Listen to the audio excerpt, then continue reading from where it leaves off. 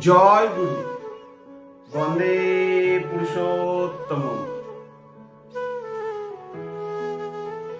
আজকে ঠাকুরের কথা বলার আগে আমার জীবনের ছোট্ট একটা কাহিনী বলব।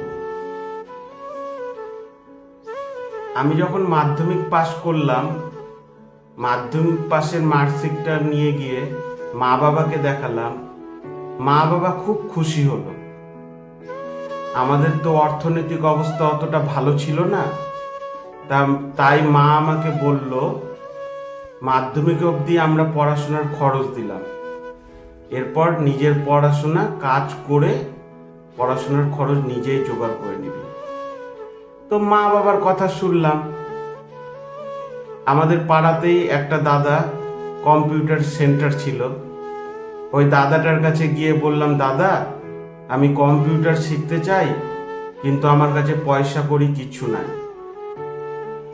তো দাদাটা বলল, ঠিক আছে, পয়সা টয়সা দিতে হবে না, আমার ওখানে একটা কাজের ছেলে লাগবে, তুই যদি কাজ করিস তোকে 1-1.5 বছর পর আমি তোকে একটা কম্পিউটারের সার্টিফিকেট দিয়ে দিব। তো আমি তাতেই রাজি হলাম। আমার কাজটা ছিল সকালবেলা 8টার সময় গিয়ে কম্পিউটার সেন্টার খুলে দিয়ে ঝাড়ঝাঁটা দিয়ে জল ছিটিয়ে জল ভরে রেডি রাখতাম। সব স্টুডেন্টরা আসতো, স্যাররা আসতো, এসে ক্লাস করাতো। তো স্যাররা যখন ক্লাস করাতো আমি ওই ক্লাসের মধ্যেই দাঁড়িয়ে থাকতাম এবং স্যার যা যা বলতো, যা যা কাজ করাতো আমি সব কিছু ফলো করতাম। এরকম করতে করতে কম্পিউটার আমি মোটামুটি খুব ভালো শিখে যাই। মানে এতটা ভালো শিখে গেছিলাম, কোনোদিন যদি কোনো স্যার না আসতো, ওই দাদাটা আমাকে বলতো, যা ওই ক্লাসটা নিয়ে আয়। এরকমভাবে 1-2টা ক্লাস আমি নিয়ে নিতাম। এরকম করতে করতে 1-2 বছর যখন বেরিয়ে গেল, দাদাটা আমাকে খুব ভালোবাসতো। তখন আমাকে একটা কম্পিউটারের সার্টিফিকেট দিল আর এক জায়গায় কাজে জয়েন করিয়ে দিল। এই রেলের বেসরকারি সংস্থাতে রাত্রিবেলা নাইট ডিউটির কাজ করতাম, ডাটা এন্ট্রির কাজ করতাম কম্পিউটারে। তখন আমাকে 3,000 না 4,000 টাকা মাসে দিত। আমি তো খুব খুশি। সব ড্রাইভার গার্ডরা আসতো, আমি ডাটা এন্ট্রি করে দিতাম, তারপরে গাড়ি নিয়ে যেত। এরকম করতে করতে ড্রাইভার গার্ডদের সাথে সম্পর্ক হয়ে গেছিল। ওই ড্রাইভার গার্ডদের মধ্যে একটা ড্রাইভারের সাথে আমার খুব ভালো সম্পর্ক হয়ে গেছিল। ড্রাইভারটা নিজের বাড়ির কথা বলতো, ফ্যামিলির কথা বলতো, আমার ফ্যামিলির কথা জিজ্ঞাসা করতো। ড্রাইভারটা কিন্তু ঠাকুরকে একদম মানতো না। তো আমি ঠাকুরকে ভালোবাসতাম। আমাকে বলতো, এই বয়সে দীক্ষা নিয়ে নিয়েছিস, এই বয়সে নিরামিষ ধরে নিয়েছিস, সবকিছুর তো একটা বয়স থাকে। বুড়া বয়স যখন হবি তখন ঠাকুরের নাম কীর্তন করবি, এই বয়সে কেউ নেয়। আমাকে বলতো, আমি চুপচাপ থাকতাম, হাসতাম। তো ড্রাইভারটা বলতো, সারাটা জীবন আমি চাকরি করেই কাটালাম, অনেক পয়সা রোজগার করলাম, বাড়ি গাড়ি ধন সম্পত্তি, প্রচুর টাকার মালিক। ওর ছেলেটাও বিদেশে চাকরি করে, ওর বউ বাড়িতে একা থাকে। তো বলতো, আমি সারাটা জীবন রেলে দিলাম আর তোর কাকি হচ্ছে আমার সেবা করতে করতে বাড়ির মধ্যেই কাটিয়ে দিল। আর কয়েকটা মাস রেলে চাকরি আছে, তারপর রিটায়ারমেন্ট হলে তোর কাকিকে নিয়ে দেশ বিদেশ ঘুরে বেড়াবো, তোর কাকির সাথেই সময় দিব। তো আমিও একটা কথা বললাম যে, কাকু সবই তো ঠিকই আছে, ঠাকুরকে ধরে করলে কঠিন পথটা মসৃণ হয়ে যায়।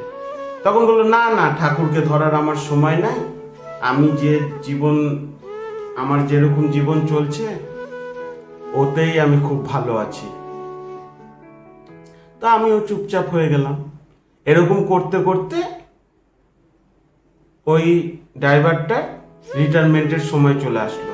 কালকে রিটায়ারমেন্ট, আমরা সবাই মিলে গিয়ে ফেয়ারওয়েল দিব বলে অনেক জিনিস টিনিস কিনলো। মানে আমি গেলাম ড্রাইভার গার্ড আরো সাথে, যে ওর রিটায়ারমেন্ট আছে।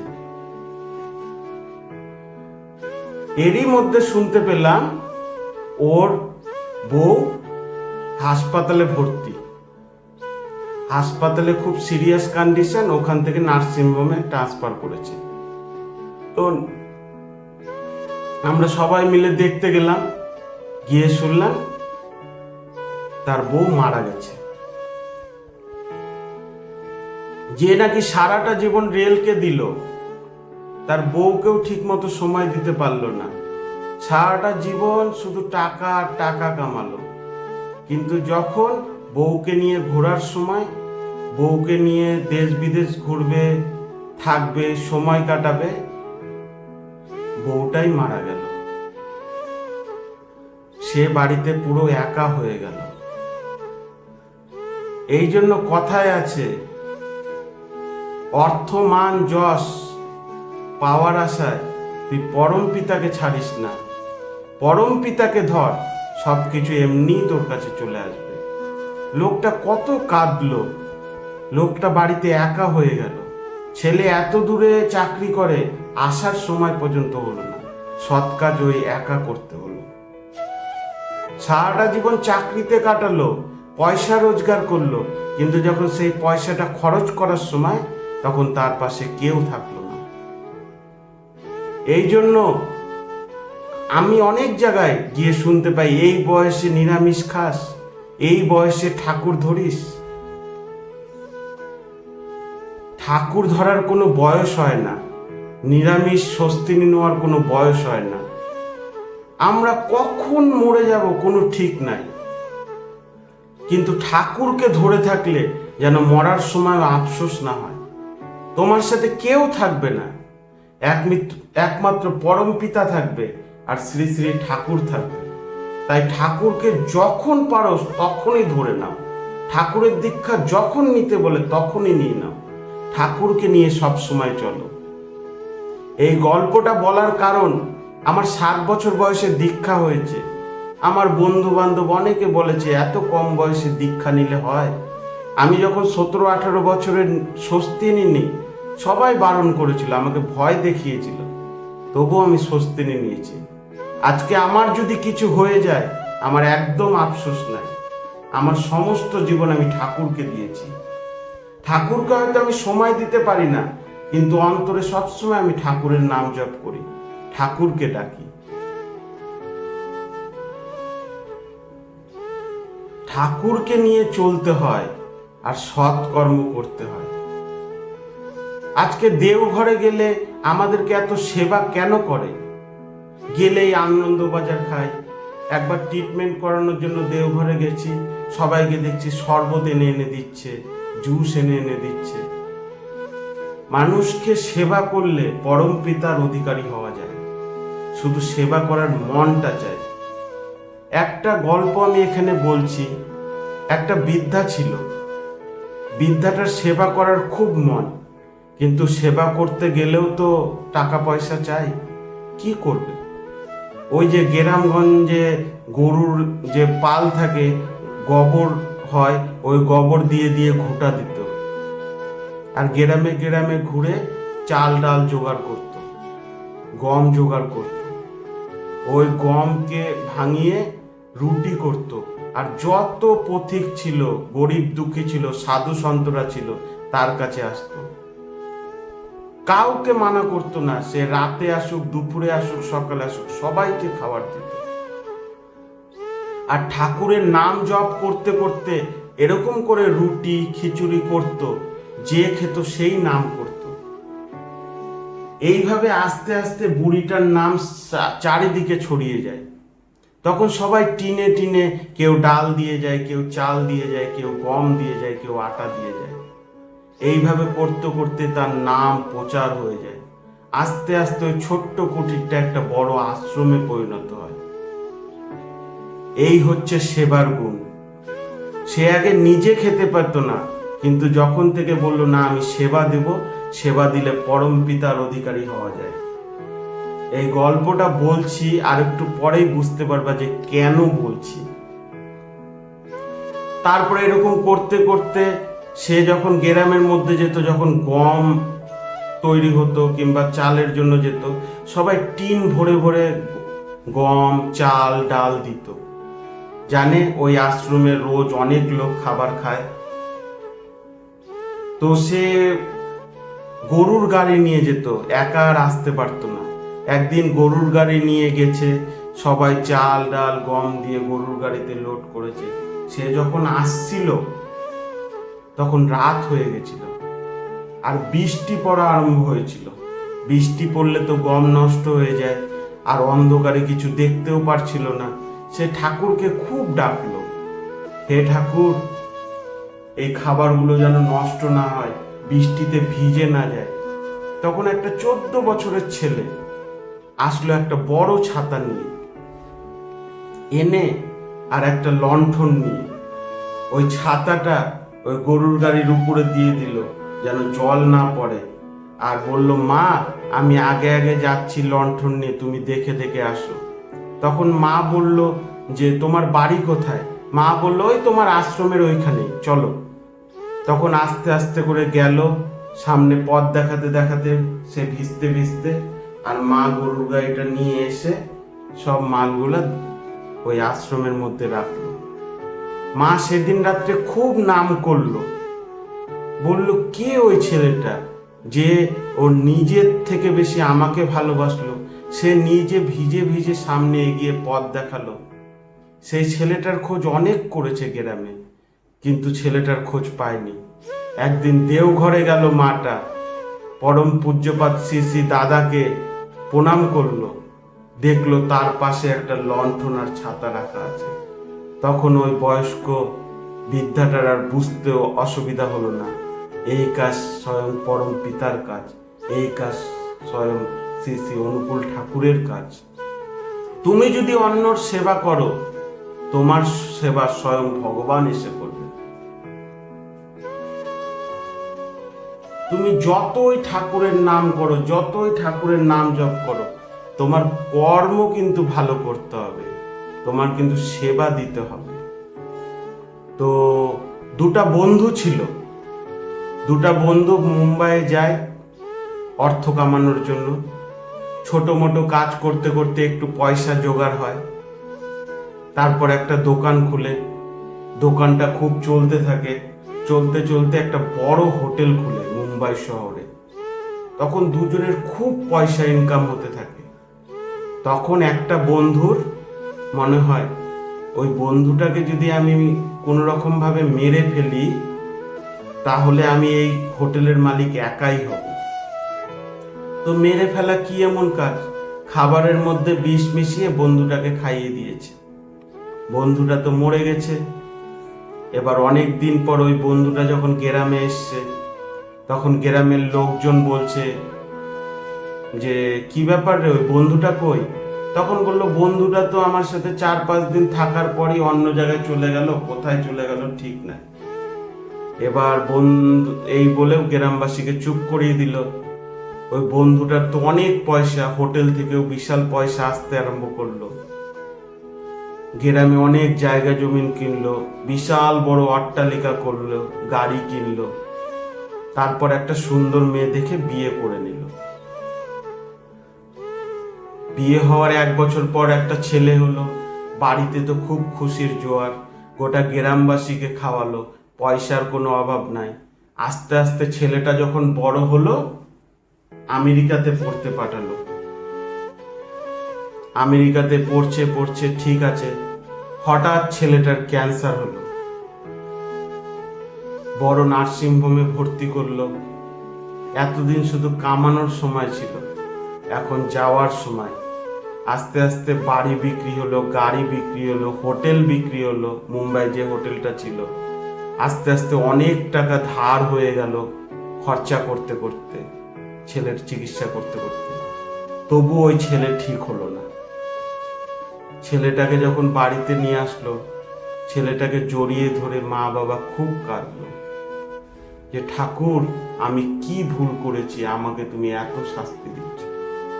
তখন ওই ছেলেটা বলল যে, কেন, বন্ধুটাকে যখন খাবারে বিষ মিশালে খাওয়ালি, তখন সেই কর্মের কথা তোর মনে ছিল না? আমি তোর ছেলে হয়ে এসে তোর বাড়ি নিলাম, গাড়ি নিলাম, টাকা পয়সা নিলাম, তোর হোটেলটা পর্যন্ত নিয়ে নিলাম, এবং তোকে সর্বশান্ত নিঃস্ব করে ধার বাকি করে আজকে আমি চলে যাব। তাই জন্য কর্ম করার আগে খুব ভেবেচিন্তে কর্ম করা উচিত। ঠাকুরকে ডাকো আর সৎ কর্ম করো, তোমার কিচ্ছু হবে না। তোমার অর্থ কম আসুক, কিন্তু শান্তিতে বাঁচতে পারবে। পরম পিতাকে আমরা ধরেছি শুধু নিজে ঠিক হওয়ার জন্য না, আমার কর্ম যেন ঠিক থাকে। আর আমার কর্ম যখন ঠিক থাকবে, আমার সব ঠিক থাকবে। না হলে তুমি যদি কুকর্ম করো কিংবা কোনো পাপ কর্ম করো, তোমার ঘরে ছেলে রূপে, মা রূপে কিংবা অন্য কোনো রূপ নিয়ে এসে তোমার কৃতকর্মের পরিণাম দিয়ে তারপরে যাবে। এই জন্য ঠাকুরের নাম খুব করে করো। ঠাকুরের নাম করতে গেলে অনেক বাধা বিপত্তি আসবে, সব বাধা বিপত্তিকে দূর করতে হবে। একবার একটা সাধু গ্রামে বসেছিল, একটা ছেলে গিয়ে রোজ সেবা করত। ছেলেটা খুব গরিব ছিল, কিন্তু ছেলেটা সাধুটার কাছে কিছু চেতে পারত না। কিন্তু সাধুটা একদিন বলল, তুই আমাকে এত সেবা করিস, তুই কালকে আয়, তোকে আমি এমন একটা জিনিস দিব যে তুই খুব বড় লোক হয়ে যাবি। তো ছেলেটা খুব খুশি হলো, বাড়িতে গেল। তারপরের দিন চান ধ্যান করে ঠাকুরের কাছে আসলো, মানে সাধুটার কাছে। সাধুটা ওকে কাছে ডেকে কানে কানে বলল, শুধু ঠাকুরের নাম জপ করবি আর পরম পিতাকে ডাকবি, দেখবি তোর ধন সম্পত্তি পয়সা কিচ্ছুর অভাব হবে না। তো ছেলেটার মনে অতটা হলো না। ছেলেটা ভাবলো মনে হয় অনেক কিছু দিবে কিংবা টাকা পয়সা দিবে কিংবা দামি কোনো জিনিস দিবে, তার জীবনটা পরিবর্তন হয়ে যাবে। সে মনের দুঃখে বাড়ি চলে গেল। 2-3 দিন আসলো না। 3 দিনের দিন যখন সাধুটার কাছে আসলো, সাধুটাকে বলল, সাধু বাবা, আমি ভাবলাম তুমি আমাকে মূল্যবান কোনো জিনিস দিবে, সে জিনিসটা বিক্রি ঠিকরি করলে আমার মনে হয় জীবনটাই পাল্টে যাবে, কিন্তু তুমি আমাকে ঠাকুরের নাম জপ করতে বললে। ঠাকুরের নাম জপ তো সামান্য কৃষক সাধারণ লোকরাও করে, কোনো দুঃখে পড়ে গেলেও ঠাকুরের নাম জপ করে। তো সাধুটা তার ঝোলা থেকে একটা হীরা বের করে ওকে দিল, দিয়ে বলল, এই হীরাটা বিক্রি করবি না, শুধু এর দামটা শুনে আসবি, এই হীরাটার দাম কত। সেই মতো ছেলেটা হীরাটা নিয়ে একটা সবজি বিক্রেতার কাছে গেল। তাকে গিয়ে বলল, এই যে এই জিনিসটা তোমাকে দিলে বা এই জিনিসটার দাম কত হবে। তখন সবজি বিক্রেতাটা দেখলো যে চকচকা একটা কি জিনিস। সবজি বিক্রেতা কি জানে ওটা হীরা? তো বলল, চকচকা পাথরটা আমি নিতে পারি, তোকে 4-5 কিলো আলু আর বেগুন দিয়ে দেব, এর থেকে বেশি কিছু দিতে পারবো না। তখন ছেলেটা সেই হীরাটা তার কাছে চেয়ে নিল। তারপরে একটা ব্যবসায়ীর কাছে গেল। ব্যবসায়ীটা দেখলো এত চকচকা হীরার মতো লাগছে, কিন্তু এই গরিব ছেলেটা হীরা পাবে কোথায়? তো বলল, আমি তোকে 1 লাখ টাকা দিব, যদি এই হীরাটা যদি দিস আমি তোকে 1 লাখ টাকা দিব। তো ছেলেটা বলল, না না, আমি বিক্রি করব না, তুমি দাও আমাকে হীরাটা। তারপরে একটা স্বর্ণ ব্যবসায়ীর কাছে গেল। স্বর্ণ ব্যবসায়ীটা তো দেখে চিনে নিয়েছে এটা হীরা। বলল, আমি তোকে 5 লাখ টাকা দিব, তুই হীরাটা আমাকে দিয়ে দে। তো বলল, না, হীরাটা আমি বিক্রি করব না, আমি শুধু দাম শুনলাম। তারপর শহরের সবচেয়ে স্বর্ণ বিক্রেতা জহুরির কাছে গেল। জহুরি তো দেখেই চিনে নিয়েছে এটা একদম 1 নম্বর হীরা, চকচক জলজল করছে। বলছে, আমার দোকানে যত হীরা যত সোনা গয়না আছে সব দিও, তোকে যদি 10 লাখ টাকা দিই তবুও এই হীরার দাম আমি দিতে পারবো না, এই হীরার দাম এত। ছেলেটা তো চমকে গেল। তারপর সেই হীরাটা নিয়ে সাধুর কাছে গেল। সাধু বাবা বলল, তুই আমাকে 1-1.5 বছর সেবা করেছিস, কিন্তু তোকে আমি বলিনি যে ঠাকুরের নাম জপ করলে সব পাবি। কারণ তোকে যদি প্রথম দিনই আমি বলে দিতাম ঠাকুরের নাম জপ করলে সব পাবি, তাহলে তুই আজকে ওই হীরাটা যদি বিক্রির কথা বলতাম, ওই 4-5 কিলো আলু আর বেগুন নিয়েই চলে আসতি। আসল হীরার পরিচয় ওই জহুরি চিনে, আর আসল ভগবানের পরিচয় ভক্ত সাধুরাই জানে। তাই সব সময় ঠাকুরের নাম করে যাও। কখন নিয়তির লেখা, কখন আমরা এই পৃথিবী ছেড়ে চলে যাব কেউ জানে না। ঠাকুরের নাম করে যাও, ঠাকুরকে ডেকে যাও। তোমার কথা তোমাকে চিন্তা করতে হবে না, ঠাকুরই চিন্তা করবে। আমরা সব সময় ঠাকুর ঠাকুর করব, কিন্তু বাইরের লোকরা বলবে ছেলেটা সবসময় ঠাকুর ঠাকুর করে। ওরা বুঝবে কি করে? ওরা তো সবজি বিক্রেতা, ওরা আলু বিক্রেতা। আসল জহুরি যে আছে, মুনি ঋষি দেওঘরে যে আছে, আমাদের পূজ্যপাত শ্রী শ্রী আচার্যদেব, শ্রী শ্রী দাদা, পূজনীয় অবিন্দা, ওদের সাথে থাকলে বোঝা যায় ভগবানের কি গুণ, পরম পিতার কি গুণ। তাই সব সময় ঠাকুরের নাম জপ করব। আজকে রোববার, আমি বউকে নিয়ে শ্বশুর বাড়ি গেছিলাম। আমি যখন খেতে বসেছিলাম, নিরামিষ পনিরের তরকারি করেছিল, ডাল করেছিল, ভাজা করেছিল, তখন পাশের বাড়ির একটা লোক এসে বলল, একটা বউ এসে বলল, কি ব্যাপার জামাইকে এরকম ঘাস ফুস খাওয়াচ্ছে? তখন আমার শাশুড়ি মা বলল, জামাই নিরামিষ খায়। তখন ওই পাশের বাড়ির কাকিমাটা বলল, এই বয়সে নিরামিষ ধরে নিয়েছ, আরো তো বয়স বাকি আছে। আমি মনে মনে বললাম, নিয়তির কোনো বয়স হয় না। আজকে হাস্য খেলছো, বাড়ি যেতে যেতে হার্ট অ্যাটাক হবে, মরে যাবা। তাই ঠাকুরকে যখন পারো তখনই ধরে নাও। এতে ঠাকুরের ভালো হবে না, তোমার ভালো হবে। আর ভক্ত যখন ঠাকুরের নাম করে, ঠাকুর তখন ভক্তের সেবা করে। এটা যুগ যুগ ধরে আমরা দেখে আসছি। তাই ঠাকুরের নাম করে যাও। জীবনে যদি বাঁচতে চাও, ঠাকুরকে ধরে নাও। ঠাকুরকে ছাড়া বিকল্প কোনো রাস্তা নাই। আজকে আমরা দেওঘরে যাই, দেওঘরে শুধু ডাল ভাত, ডালের মধ্যে সব সবজি দেয়, আর আনন্দবাজার খড়ি 80 বছর 90 বছরের বুড়ারা কিভাবে তরতর করে হেঁটে বেড়ায়। আর মাছ মাংস খেলে নাকি গায়ে জোর বাড়ে। আজকালকার ছেলে পেলেকে দেখো, নেশাতে আসক্ত, মাছ মাংস খায়, বিভিন্ন রোগে ভোগে। আর দেওঘরে ডাল ভাত খায়, কি সুন্দর ঘুরে বেড়াচ্ছে, ঠাকুরের নাম নিয়ে যাচ্ছে। এই জন্য ঠাকুরকে ধরতে গেলে আমাদের খাবার দিকে নজর দিতে হবে। আমরা যেন নিরামিষ খেতে পারি। ঠাকুরকে ধরলে তুমি উদ্ধার হয়ে যাবে। আর কিছু বলবো না, ঠাকুরের কথা অনেক বলা হলো। তবে প্রতিদিন রাতে আপনাদের সাথে যে ঠাকুরের আলোচনা করি, ঠাকুরের আড্ডা দিই, আমার মনটা সত্যি খুব ভালো হয়ে যায়। জীবনে টেনশন বলে আর কিছু থাকে না।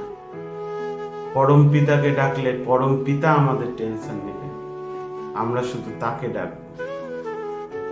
এই তো 2-3 দিন আগে আমাকে একটা লোক কিছু একটা বাজে কথা শোনায়। 1-2 ঘন্টা খুব মনটা খারাপ থাকে। তারপরে বলি যে আমি ওর কথা ভাবছি কেন, ওই কে? নিজের বলতে তো শুধু আমার ঠাকুর। তা আমি ঠাকুরের কথা ভাবি আর ঠাকুরকে বলি। ঠাকুরকে তখন আমি ধ্যান করতে করতে ঠাকুরকে বললাম, ঠাকুর আমাকে এই কথা শুনিয়েছে, এই কথা শুনে আমার মনটা খুব খারাপ হচ্ছে, ঠাকুর এটার ব্যবস্থা তুমি করো। এই বলে নাম জপ করতে করতে ঠিক 15-20 মিনিট পর আস্তে আস্তে আমার মনটা যেন আবার ভালো হয়ে গেল। আলাদা রকম একটা আনন্দ অনুভব করতে লাগলাম। এই হচ্ছে ঠাকুরের গুণ। ঠাকুরকে ডেকে যাও, দেখবে কোনোদিন তোমার মন খুব খারাপ, ঠাকুরের নাম করতে বসছো, ঠাকুরের নাম করতে পারছো না, তবু ঠাকুরের নাম করো। ঠাকুরের নাম করতে গিয়ে প্রথমে মন ছটপট করবে, ঠাকুরের নাম করতে দেবে না, তবু ঠাকুরের নাম জপ করে যাও। আমাদের যখন জ্বর হয়, আমরা যখন ওষুধটা খাই, ওষুধটা তিতা, ওষুধটা খেতে ইচ্ছা করে না, কিন্তু জানি ওষুধটা খেলে আমার জ্বরটা ভালো হয়ে যাবে। তাই আমাদের মন যখন ছটপট করবে, আমাদের মন যখন অশান্তিতে ভুগবে, আমাদের সবসময় ভাবতে হবে আমরা তবু ঠাকুরের নাম জপ করব। ঠাকুরের নাম জপ হচ্ছে ওষুধ, অশান্তির ওষুধ, বাধা বিপত্তির ওষুধ, মন ছটপট করার ওষুধ। দেখবে আস্তে আস্তে মনটা শান্ত হয়ে যাবে, তখন শুধু ঠাকুরের কথাই মনে আসবে। ঠাকুরকে মানে দেওঘরে গিয়ে ঠাকুরকে দেখার উপলব্ধি আলাদা। সেই সব দৃশ্যগুলা ভাববে আর ঠাকুরের নাম জপ করবে, আর সব সময় ভাববে পরম পিতা আমাদের মাথার উপরে আছে। পরম পিতা আমার মাথার উপরে আছে তো আমার চিন্তা কিসের? পরম পিতা আমার মাথার উপর আছে তো আমার দুঃখ কিসের? পরম পিতা আমার মাথার উপরে আছে তো আমার ভয় কিসের? আমি সবার সাথে লড়ে নেব, শুধু ঠাকুরের নাম জপ করে যাবে। ঠাকুরকে ছাড়া কোনো গতি নাই। ঠাকুরের নাম জপ করলে আলাদাই আনন্দ। শুধু করে দেখো না। আমরা সংসার জীবন আছে, আমরা সব সময় সময় পাই না, কিন্তু দিনের মধ্যে আধা ঘন্টা আমরা ঠাকুরকে দিব, ঠাকুরের নাম জপ করব, একা একা বসে ঠাকুরকে ডাকবো। ঠাকুর, তোমার চাওয়াতে তোমার পাওয়াতে আজকে আমি ধন্য। আজকে আমি সুস্থ সবল আছি একমাত্র তোমার জন্য। আজকে আমি তোমাকে ডাকতে পারছি একমাত্র তোমার জন্য। আজকে তোমাকে আমি স্মরণ করতে পারছি আমার ভালোর জন্য। তো ঠাকুরকে ডাকি না কেন? আমাদের জীবনটা এরকম হয়ে গেছে, আমাদের নিজের লোক এখন পর হয়ে গেছে, আর পরের লোক এখন নিজে হয়ে গেছে। একটা 10 বছরের বাচ্চা, ওর বাবা মা মামা কত কিছু হচ্ছে, সবাই বাচ্চাটাকে কি ভালোবাসছে, কিন্তু 10 বছর আগে বাচ্চাটা কোথায় ছিল কেউ জানে কি? আগের জন্মে ছেলেটার কে বাবা ছিল কে মা ছিল কেউ চিনে? যুগ যুগান্তর ধরে এরকম চলে আসছে, আর যুগ যুগান্তর ধরে আমাদের পিতা, আমাদের পরম পিতা, আমরা পরম পিতার সন্তান। ভগবান ছাড়া আমাদের কেউ নেই। আমাদের মা বাবা পরিবার সবাই আসবে যাবে, আমরাও কোনো দিন চলে যাব, কিন্তু আমাদের এই জীবনে ঠাকুরকে ধরতে হবে। ঠাকুর ছাড়া এই পৃথিবীতে আমাদের কেউ নাই। ঠাকুরকে ধরে আমরা ধন্য হয়ে যাব, ঠাকুরকে ধরে আমরা মুক্তি হয়ে যাব। ঠাকুর ঠাকুর ঠাকুর, সব সময় ঠাকুরের নাম জপ করতে হবে। চলতে ফিরতে উঠতে ঠাকুর ছাড়া এই পৃথিবীতে আমাদের কেউ নাই। তাই আজ থেকে আমরা প্রতিজ্ঞা করব, দিনের মধ্যে আধা ঘন্টা ঠাকুরের নাম জপ করব, একান্তভাবে একা হয়ে ঠাকুরকে ডাকবো। তারপরে সংসার করি না, কর্ম করি না, অফিসে যাব, সব কিছু যাব, ঠাকুরকে নাম করব। 10 মিনিট পর পর ঠাকুরকে বলবো, ঠাকুর তোমার ইচ্ছাই মঙ্গল, আর কাজ করব। আবার 15-20 মিনিট হবে, আবার বলবো, ঠাকুর তোমার ইচ্ছাই মঙ্গল, তুমি যা করবা তাতেই আমি সুখী। দেখবা তোমার অমঙ্গল হবে না, তোমার কোনো মানে তোমার জীবনে অমঙ্গলের ছায়া আসবে না। আজকে দেখো না, ঠাকুরের পথে যারা আছে তাদের জীবনে দুঃখ কষ্ট আছে, তাতেও সুখ আছে।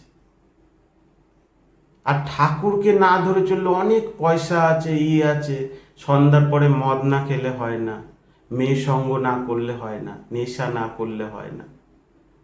ওর অনেক পয়সা আছে, কিন্তু ওর জ্বালা যন্ত্রণা তুমি দেখতে পাবা।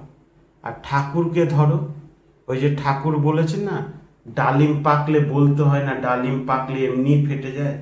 তোমার মধ্যে যে শান্তি আছে লোককে বলতে হবে না, লোক তোমাকে দেখলেই বুঝে যাবে তোমার মধ্যে কতটা শান্তি আছে। আজকে আমি ঠাকুরের কথা যখন ভিডিও করতে আসি ভাবি কি বলবো, আরো সব গুরু ভাইদেরকে ঠাকুরের ব্যাপারে কি বলবো, কিন্তু যখন বলতে বসি দেখতে দেখতে আধা ঘন্টা হয়ে যায়, 40 মিনিট হয়ে যায়, তবু ঠাকুরের কথা বলা শেষ হয় না। ঠাকুরকে নিয়ে ভাবলে ঠাকুর তোমাকে নিয়ে ভাববে, আর পাড়া প্রতিবেশী বন্ধু বান্ধবকে নিয়ে ভাবলে ওই তোমার কাছে শুধু স্বার্থ খুঁজবে। তাদেরকে তুমি প্রথমে ঠাকুরের পথে আসো, তোমাকে দেখে সবাই যখন ঠাকুরের পথে আসবে, সমাজটা হয়ে যাবে ঠাকুরময়। সব জায়গায় ঠাকুর আর ঠাকুর, ঠাকুরকে প্রতিষ্ঠা করাই আমাদের লক্ষ্য থাকবে। লক্ষ্য নিয়ে এগালে আমরা সেই দিকে এগাতে পারবো। আজকে দেওঘর থেকে কেন এত ডিপি ওয়ার্কের উপর জোর দিয়েছে? ডিপি ওয়ার্ক করলে সমাজটা ঠাকুরমুখী হয়ে যাবে, আর ঠাকুরমুখী যখন হবে আমাদের মধ্যে শান্তি চলে আসবে। আমাদের মধ্যে যখন ঠাকুর চলে আসবে, শান্তি অটোমেটিক চলে আসবে।